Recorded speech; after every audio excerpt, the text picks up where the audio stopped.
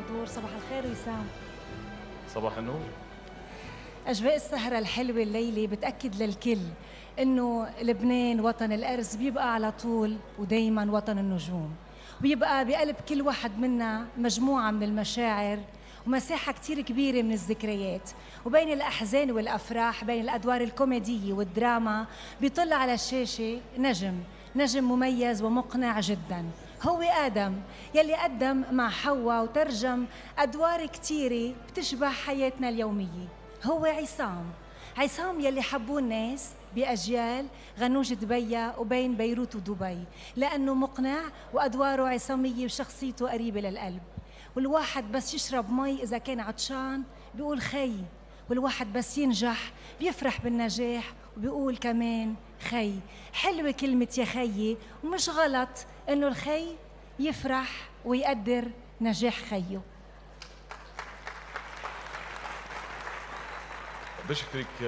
بشكرك ريما على هالكلمة، بس صدقوني اللي رح أقوله يمكن ما حدا بيحسدني عليه، لأنه مش سهلة بالحياة إنكم تكونوا عم بتكرموا شخص أو عم بتقدموا جايزة لشخص.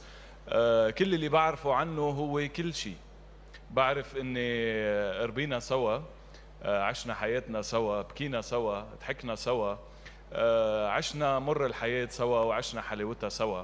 وبعرف انه بقلب هالانسان يلي انتم يمكن ما بتعرفوه بشخصه اللي انا بعرفه، في فنان كثير كبير، في فنان بيعطي من كل قلبه وبيعطي كل شيء صغير بحياته شيء كثير مهم.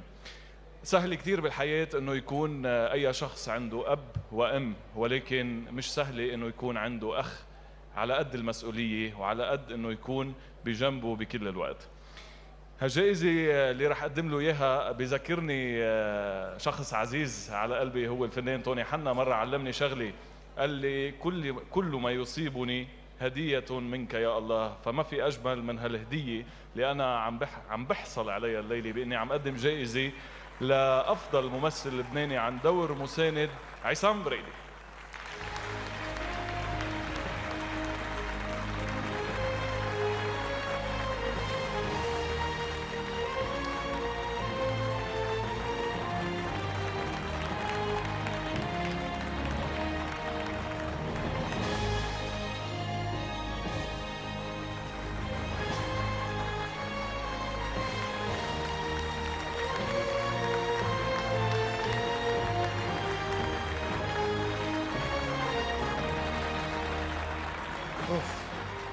بونسوار.